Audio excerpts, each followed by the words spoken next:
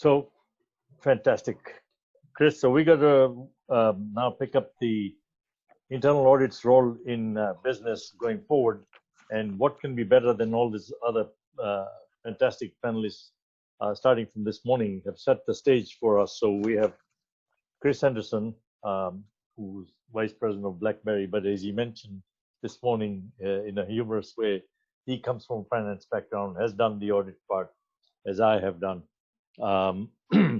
And we will be able to put a different perspective here. For most of you, if you don't know,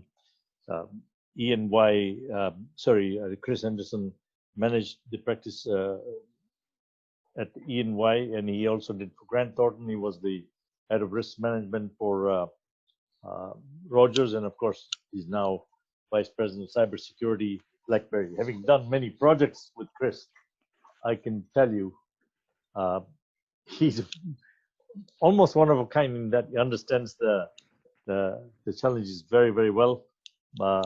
So he'll tell you a little more about that.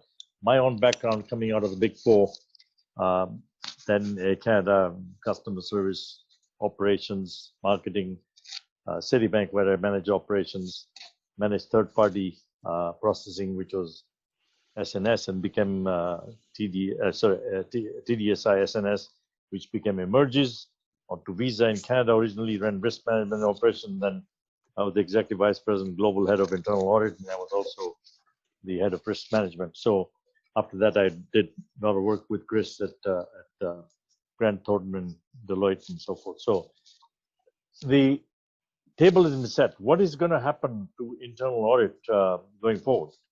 So having heard a lot of the conversation just now, I'll park. I know people don't like to admit, but we do a tremendous amount of checklist audit, right? As Chris will tell you about. We go in, rather we go by whatever the rules are there, but the rules are outdated, completely outdated for a long time, but we push on it and we continue to tick boxes there rather than look at the state of affairs that's out there as to what is happening. So that's one of the challenges. We talk about risk, the culture. We do a lot of as is, and so we'll talk about it. So as we just parking the subject, do you want to add anything to that, Chris, when we pick 3 or 4 themes here? Sure. Thank you, Bashir. I had to jump off for a couple of hours to deal with some real risks, which is really, where internal audit fits in as and this may sound a bit trite, but it is really a 3 lines of defense discussion, where in terms of the value that internal audit can play within a business. But before I sort of talk about that at a bit of an abstract or practical level, as I've been at BlackBerry since the 30th of September as VP of Cybersecurity, and it's a fantastic job. I love it. And so one of the surprising things I said to my team and some of my IT brethren, as we were doing a number of things in the fall and over winter, the compliance agenda kept on coming up. We need to do this because of compliance with this. We need to do this thing here because of compliance with this other thing, et cetera, et cetera. So in my usual iconoclastic way and sort of maybe somewhat troublemaking, I said in the middle of a few conversations, we shouldn't be doing this just because it's a compliance issue. At the end of the day, if we have good information security practices and countermeasures and systems in place that meet the business and the risk issues that we have, then the compliance will come as a byproduct. And there was dead silence, and I think 1 shock and 2 surprise by a lot of people in my cybersecurity team and in the IT shop in the meetings that I was in. And I said that because the agenda had been for the longest time, this ISO 27001 cybersecurity standard, or this SOC 2 third-party service provider controls audit says we've got to have this and we've got to do this. And Bashir and I have had a lot of fun with this with the credit card world, where especially because PCI DSS is very prescriptive in its look and feel, people would again use this. So they sort of brandish this 216 point requirements list that PCI DSS has, and I'm probably off by a couple of requirements, but it's a healthy long list. Yeah. And they would say, in the name of this, you must do this, that, and the other. And the wonderful thing about working with Bashir in this and learning from him about it is, well, in fact, that's usually not true. And the more people said it, it was because they actually couldn't explain why you should do something. And so, if my view is, even if you're an auditor, unless it's a highly regulated, either military or very specific tactical thing, like you must not use, say, a Windows XP operating system on a payment device, then unless it's a very binary thing like that, then the checklist and the compliance orientation means that you've actually lost the battle. You will not win the hearts and minds of the executives. You will not win the hearts and minds of the people with power in your organization that can allocate resources to addressing a problem, right? So you need to, to me, that is table stakes. You need to lift it up and talk about, objective-centric risk management.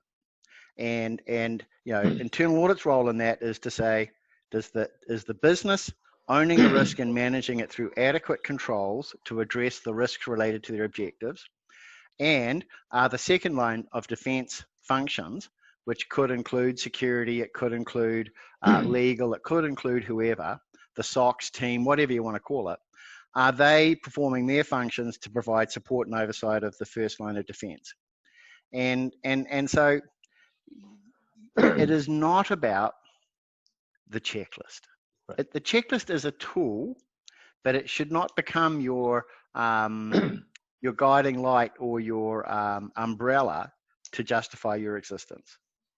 Yeah, Chris, that's fantastic. Where you've taken it is I'm going to give people a couple of examples to actually illustrate what just Chris has talked about, because we look at internal audit and risk management separately. Well, I had both the areas and I didn't separate either, because if you don't have risk management element into internal audit, it doesn't work very well. So we talked about the fact that if you go through the organization, everybody knows what to do. There's nobody who doesn't know what they should do, but they don't know why they are doing it, right? They know what to do, but they don't understand the why. Because when they came in, this was the process. And too often we become slave to the rules that are in place, but we forget that we wrote those rules to deal with the condition that was out there in the marketplace, right? We don't go to change it. We keep with that. Now, here's an example. When I had took over the internal audit role, I was given an internal audit plan that was developed by my team. And so when I forced the issue as to why did they come up with this, it was something we'd always done. So I put a real, remember, not technology, just simple, that technology risk, financial risk, operational risk, reputational risk, HR risk, about 15 things across. To score out of 10, what was the biggest thing? We put everything on it. The things that showed up and scored the highest were never on the audit list, nor had they been audited ever before. And remember, auditors that sign off outside. So you have to perk that too. So how is that possible? But yes, it is possible because we keep doing the same old stuff. We don't want to change. We're worried about that. And what Derek had talked about earlier is having a pipeline straight to the top meant you could do things. That means the independence, right? So that's another thing. And so what we do is we judge people against the benchmark that has been set for all these years. What we forget is the incompetencies and inefficiencies are already buried in there, right? Over the years. So if you look at the cost, and we look at last year's number plus minus and look at it, that doesn't help because it's already there. I found where there are duplicate processes running in the company. How would they have been found out? They've been signed off 15 times. So you look at it and they say, well, if it's anywhere near there, it's okay. But it's not okay. So what Chris talked about is actually critical, that you take a risk approach to say, why are we doing it? And so when I mentioned earlier this morning, you look at the life cycle of transaction to see where it enters, where it goes out. How many background checks do we do when somebody's hired? That's it. And you might turn and say, what is internal audit role in that? Well, we are providing the oversight, right? Risk management is about foresight. We are the oversight. If we're not doing that and looking at, hey, are you guys doing this? So right now, with the COVID-19, the fact that the lockdown and all the problems, unemployment, is the perfect chance for anybody to entice people to work for the bad guys. And by the way, they don't have to quit your job either. Nobody should be confused. They'll continue working in exactly the role they're in, and they'll get paid by you, and they're getting paid by the other guy. If you think I'm kidding, I can show you example after example. So that is the other problem. How will you find out unless you actually, if the audit is not looking at what exactly are you looking at? Just dollar and cents? Auditing financial numbers, of course, very important. But it's everything else. It's the risk, it's the privacy, it's kind of the way. Training, another one. We train, we measure people and say, oh, I'm spending $10,000. If you go to a bank, it will tell you we're spending $10,000 on training per person or $15,000. But hang on, you're spending on what type of training? Let me see. The person's function is this, you're training for something else. Is it helping him in the job he's doing? And the answer is no, then why are you doing it? It's the shiny objects that Chris talked about also is actually falls in that because you don't understand your own setup because of silos, right? So if you're doing the audit properly, you can also become a silo buster because you're looking at this picture, not silos. But then enters yet another problem that I think Chris will also talk about, is that do you have the right skill sets to do that job of the audit today, not yesterday? And the answer has to be no, because I found that out in security. We got a report 2 days ago, I wanted to put it out there, that says anywhere between 2% to 11% proficiency on security. What are we talking about? You're going to get a fantastic result if that is what is happening. So that's not my report, that's SANS, right? So what it means is you better take a step back and figure out, and I'm not talking about the people who understand and veterans, obviously you got very good caliber people there too. But we don't have everyone, so it becomes the weakest link.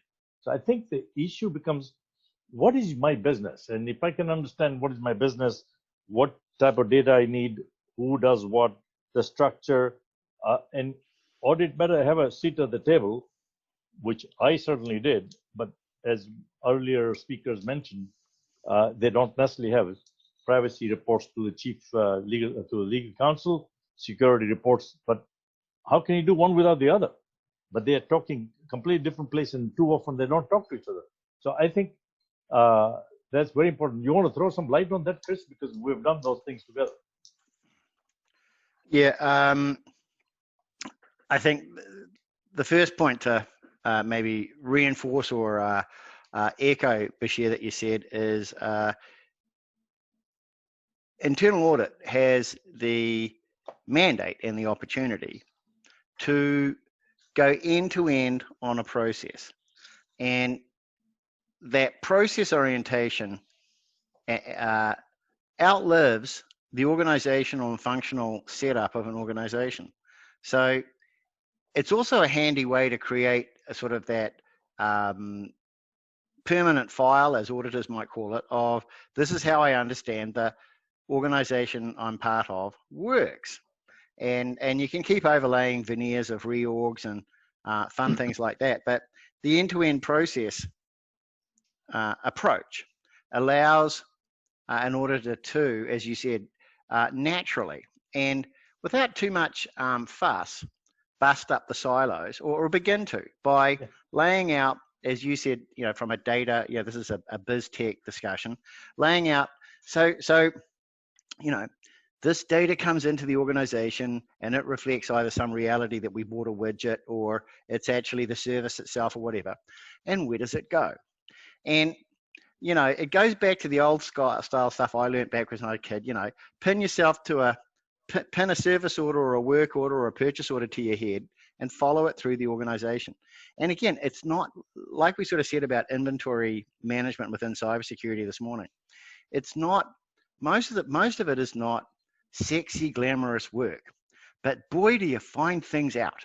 And you know, the funniest part of that is back in a big SOX exercise I did, you know, middle to early part of last decade, as we were basically mapping out, you know, IT control processes for Sarbanes-Oxley work. And there was, you know, forms and approvals for tickets of problems that occurred and changes that went on in this organization. And we were just sort of trying to map out and understand it before we evaluated the controls. And so we literally had people that, you know, had their silo mentality because of the organization, where they said, look, I receive this stuff coming into my in tray or my inbox on my computer. I do these things, and I send it out this way, either physically or on a ticket or on an email. And literally, I came across an extreme example, which is sort of funny, that they said, I send this off to Fred, this person. And so we went to try and find Fred, and Fred had quit the company 3 years ago. But it just shows you, as a bit of a tongue-in-cheek sort of funny example, that the silo thing can exist right across all layers of an organization. The other thing you talked about a bit, Bashir, was the skills and capabilities in the audit team. And as I heard you say, talking with Derek, you know, you need to have a connection to the senior management. So that's a organizational placement issue, which is another red herring if it's not right. But to the degree you've got a connection to the executive, you've got to learn to speak their language. And at the end of the day, a for-profit company exists, you know, and anything that they're doing exists for only 3 reasons. Well, what you do in a company: I want to make more money. I want to get more revenue. I want to cut the cost of doing it, and I want to manage the risk of the first 2. There's literally nothing else. There's nothing else. So you want to learn. You want to have the ability to speak coherently and somewhat, you know, in a smart way to the executives. You then frame that as to why should they care about something you found. And if you can't tie it to something that matters to them and their objectives, then again, you've lost the battle. So effective communication, oral and written, is in fact, you know, the bane of my existence, I can tell you. And then the soft skills of being able to actually have conversations that get information out of people. And then the next temperament thing is, you know, an inquiring mind. So when you get some answers, don't just accept them on face value. You know, do in fact what the audit standards and other common sense says. Verify that with someone else involved in the process, or ask some questions to clarify whether or not the answer you've got is absolute, or it only occurs under certain conditions, or. And all of that is difficult to do if you're under the time pressure of getting the job done. So I acknowledge that. So there's some comments on those, maybe fundamental skills and capabilities, but the opportunity that it brings, you know, the opportunity that internal audit has is to go across these silos and make these connections that maybe other parts of the organization never get to. You know, it's amazing what you just touched on. Some of the other stuff there is, and this tells you the human behavior and how we go about it. I had an internal audit report waiting for my signature because I'd taken over. Had I signed it, 2 very senior people would got fired. What the team had not done, and I said, I refuse to sign this thing. I understand myself. And there was a lot of pressure on me to sign that. When I sat down with those 2 people, because I knew them enough to know that this didn't make sense, I asked them, why did you do this? They broke the rules. About that, there is no doubt whatsoever. But I wanted to understand why. And I can assure you that had they not done that, it would have been very costly for us, because they did the right thing. So not only we had the rules changed, but I actually recommended that they get a bonus and stuff like that, but they had violated the bylaws, if you want to call it. But they did the right thing with high ethics and high integrity, did the thing they should have done, because our rules have not kept pace. So if you go back into business, credit card business is just one, but I'm not even talking about that. If you look at everywhere, we're talking about PIPIDA and all sorts of different. The truth is, technology has moved so fast and the pace of technology and innovation has been so fast that it's created skills gaps.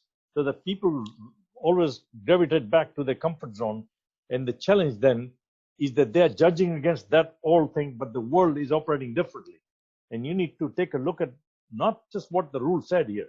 The common sense said that there's something either right or wrong, and you go back and change. And therefore, the feedback to the other guys from internal audit, you can't have a condition where people are scared to talk to internal audit because you're going to go write them up.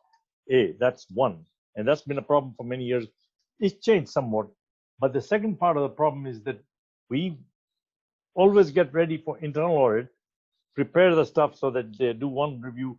Even when we talk about continuous audit, what we say on paper is not what we do in reality, because I have yet to see what we say on paper is not what we do in reality. So I tell people, why don't you go do an observation about how things are actually getting performed out there, not what they're telling you on paper they're doing. And I've always found it to be different, because we painting it on, we're not baking it in. So when you paint it on, it's there. We wait for the Sarbanes-Oxley example you gave. We didn't have to do it, but we were the first ones anywhere in the world to do it. And why did we do that? Because the authorities wanted us to give them feedback. And at that time, we were not a public company, but it's there. Bad things have happened. Nobody's gone to jail, right? So the question has to be that, and I think you have said this and I have said that, which is that why exactly are you doing this? So it says compliance. Anytime you do compliance because you are forced to do it, because you go in kicking, screaming, you're going to do a lousy job. Why don't you understand what the heck is standard and how it benefits you, right? So now you will be in there. Maybe you don't have to do everything what the compliance says, as I always say. Do the right thing is a change of behavior.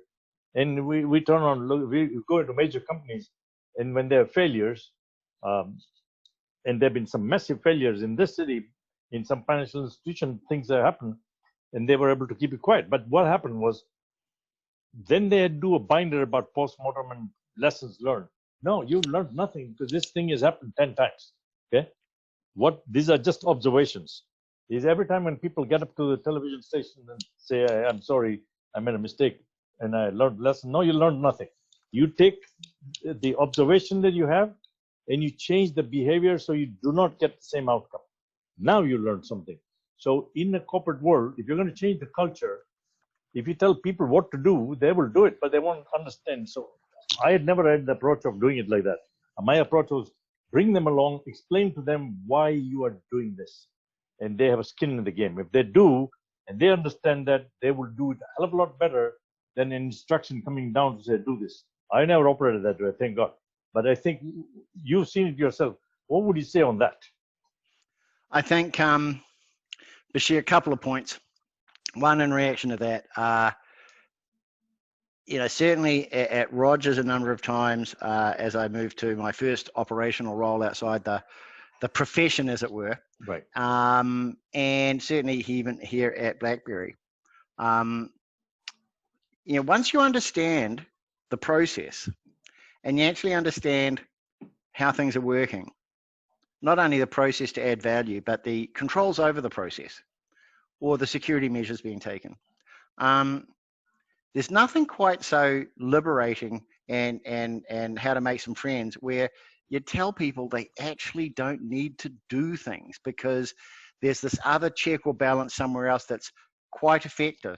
And that gets back to the point you made this morning and later in the morning, where many organizations have started off with a nice set of processes and then they just got byzantined into a ball of twine. And I know I apologize for my poor mangling of English, but they've ended up in a complex ball of twine, and no one wants to say, let's not do stuff. They may start doing it.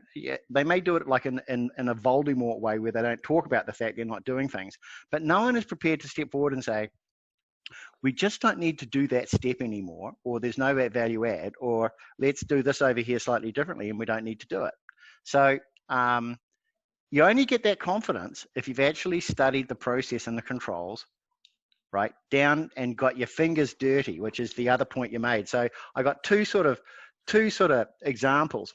Back when I started my audit career in New Zealand, I audited. I was part of the audit team as a junior of a company called Carter Holt Harvey, which was a forestry company and a hardware company. So off I go to a mill to observe what goes on at the mill. And this is back in the good old days when you did what they called a cook's tour. So when you're the audit team, you go out to the company and the audit partner would make sure that the CFO and the head of manufacturing and the company, whatever it was, would take you on a tour of the operation and you'd actually see things. And that was just the beginning of understanding the reality. So when you saw things on paper, you actually understood. So here's an epiphany, like a very small epiphany, but here I am, I'm at this wood mill and they've got trucks coming in with logs and they're turning them into 4x2s, right? So guess what? 4x2s are not 4 inches by 2 inches. They're 3 inches and 3 7/8 by 1 7/8, right? They are not 4x2. So if you start trying to do calculations of weight and volume, right, and you don't know that, you've already introduced an error into your auditing, let alone your knowledge of the business, right? So you only learn that when you're standing there with the guys running the mill saying, well, no, pal, 4x2s are not 4x2, right? Now that may sound obvious to people that have done some work on their house or renovations, but to a city slicker like me, that was like, wow, that's interesting. So there's reality to this stuff. Then the other thing, in terms of getting this lined up is back to the governance issue. Where good governance works properly is where a couple of important things occur. One, the objectives, the strategy that the CEO has signed off with the board turns into a set of objectives that he or she then allocates to his or her direct reports.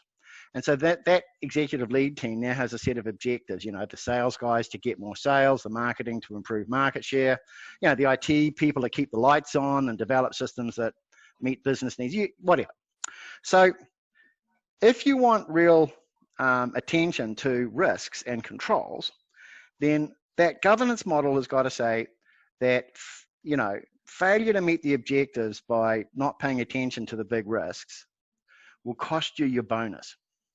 And once you've got that sort of stuff going on, then you've actually affected people's wallet. Now that you're affecting people's wallet, they're going to pay attention. If there are, as Bashir sort of said in a couple of his anecdotes, if you're not connecting that positively and negatively to the executives and waterfall down from there to people's wallet, then why should they care if you write up a critical internal audit report? Nothing's going to happen. So that in fact is an area of governance that should be looked at, and if you keep wondering why your audit reports end up going nowhere, take a look at the degree to which the objectives and the risks impact people's performance reviews. Absolutely. I think you will recall, Chris, I created a department under me, which was called Product Development Risk Review, where I took a couple of people from internal audit, and their role was to go in and work with the business, right? So they would give them advice before they did anything so that we don't have to catch them, because my view was there's 3 ways things go wrong. You don't know, and therefore you did something wrong. That's your fault, but it's our fault. We never trained you, right? We never communicated with you what the rules were, or you made a mistake. And the third one is, all that, but you deliberately did this because you were trying to get away. That we have to come down pretty hard on, and we don't do that, right? But the first 2, we have obligation to actually bring their level up of knowledge and training. Like I'm saying, we're spending tremendous amount of training money all in the wrong place.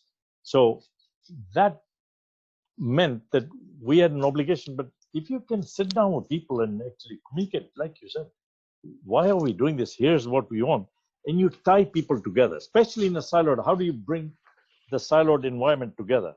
Is because you take this life cycle transaction I was talking about, you take each person in areas. By the way, you won't if there's any duplication of cost anywhere or there's a problem, all 5 of you who are in this line will get nothing, right? But you do well.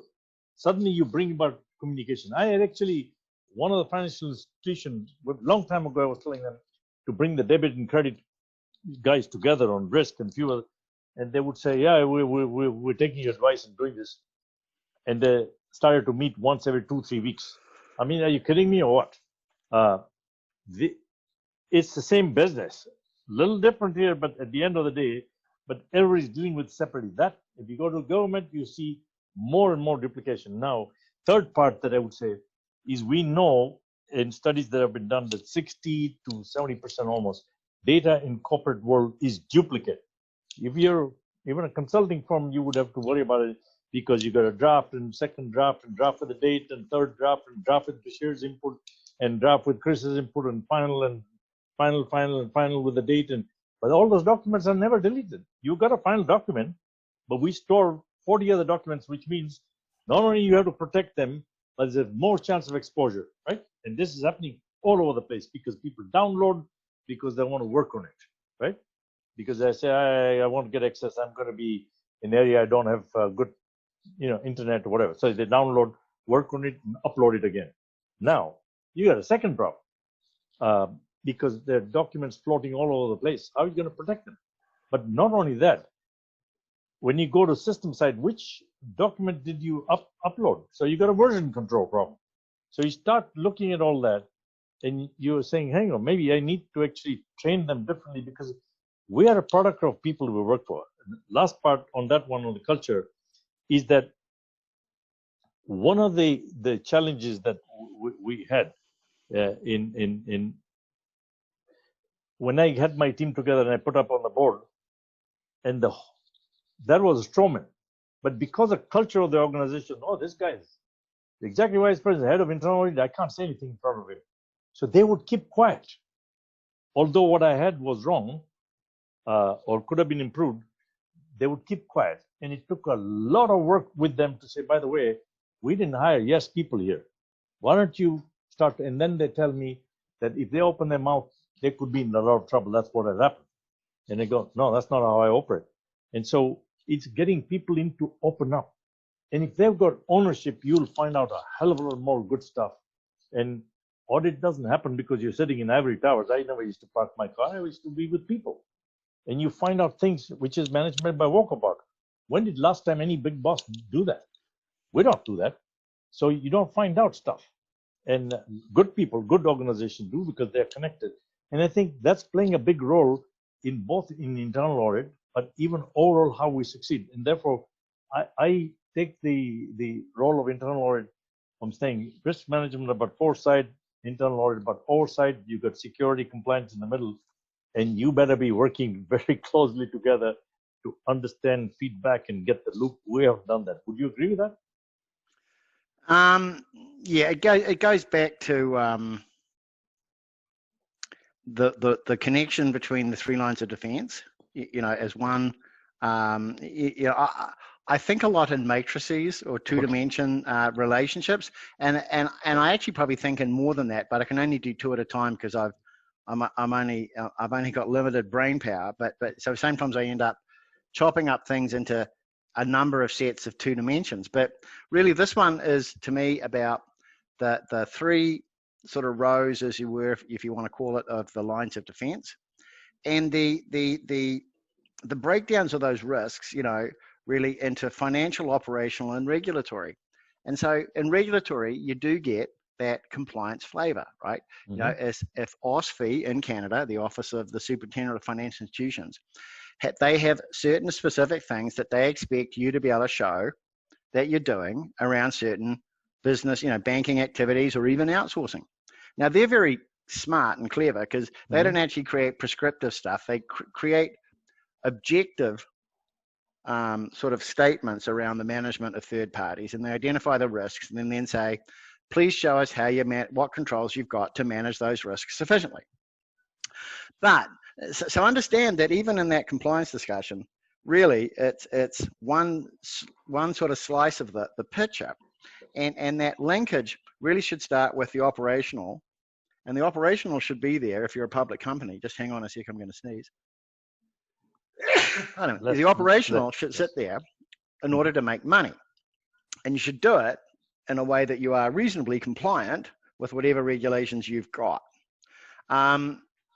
Then, just to go back to one point you said about duplicate data and duplicate reports and et cetera, the other thing about having versions of the reports is if something goes south and you end up with a fight with some employee, or you end up with a dispute with a customer or a supplier, then those drafts are now subject to examination. And so if you've got stuff in there that's only half baked, or you've got stuff in there that's sort of wrong, then all that's coming out. And really what you wanted is just the final report to come out.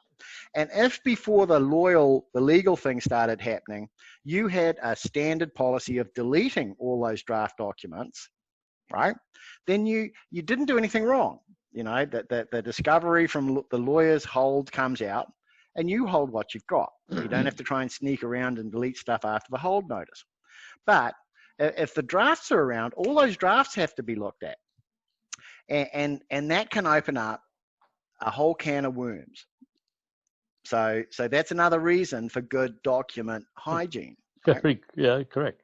I think we're producing one of the things that add to that. By the way, Chris could do a 3-hour thing on this, and so and we will do it. We want to touch. We didn't want to use the slide to have a conversation, and I promise you, as we have said, we will definitely do that in the next few days. But one of the things that I wanted to touch on is that we've talked about the education, the skills gaps already, and the training and how we go about doing that, the culture, the baking it in versus painting it on, which we become masters at. You know, buzzwords like we use the cloud computing, we can't use the word outsource.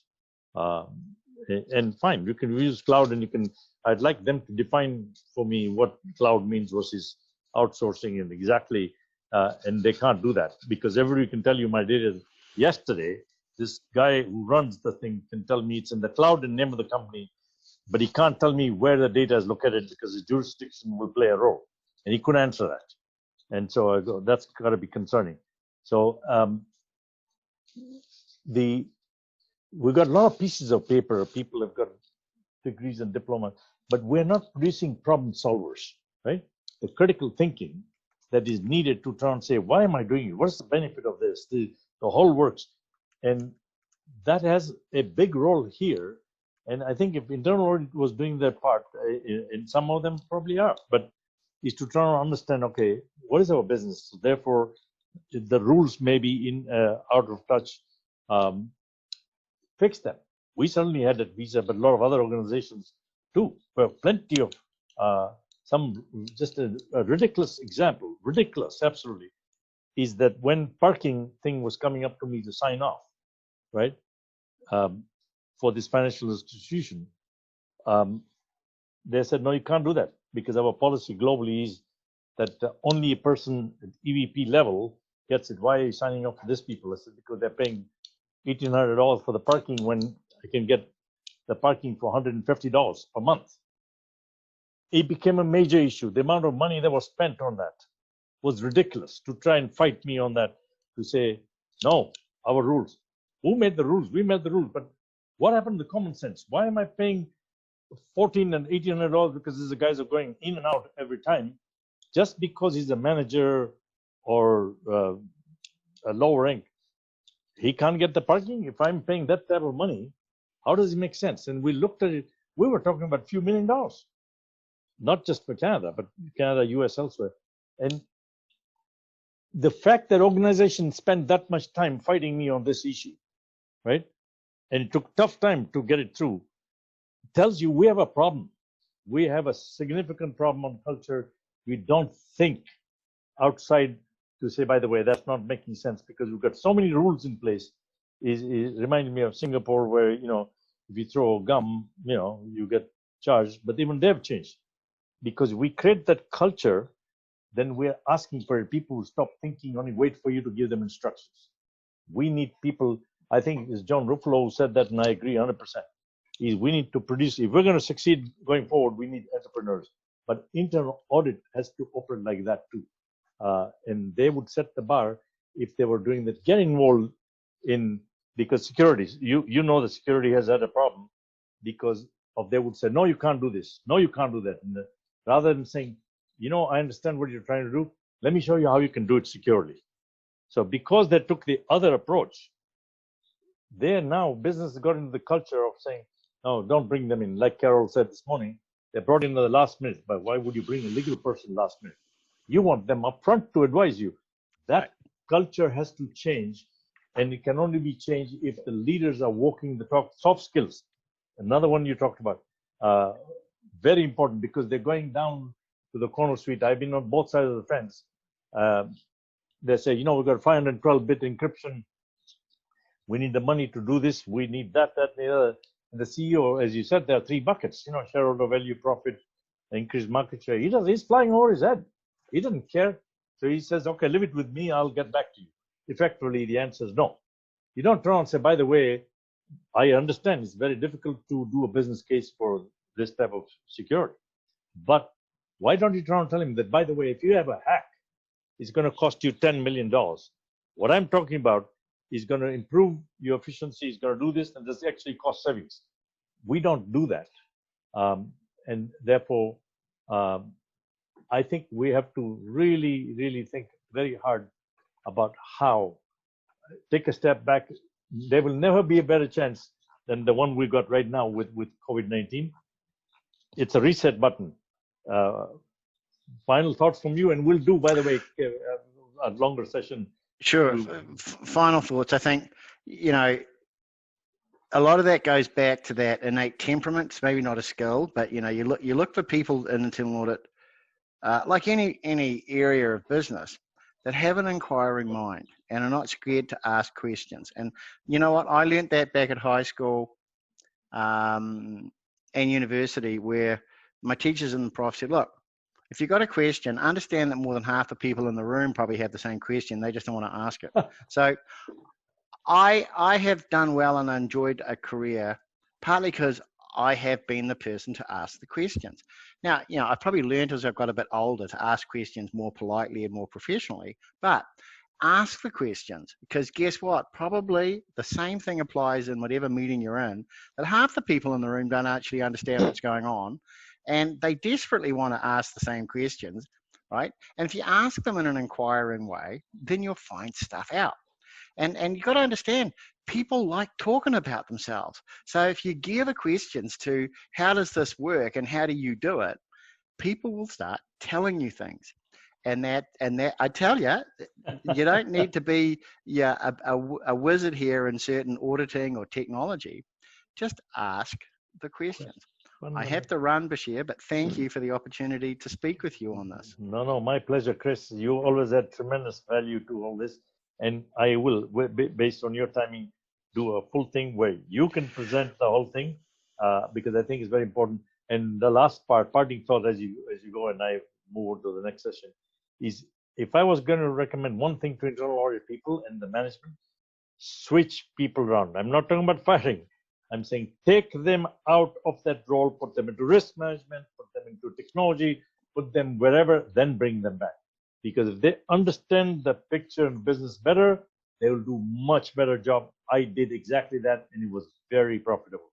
So with that, and Chris, thank you very much for doing it. Much appreciated as always.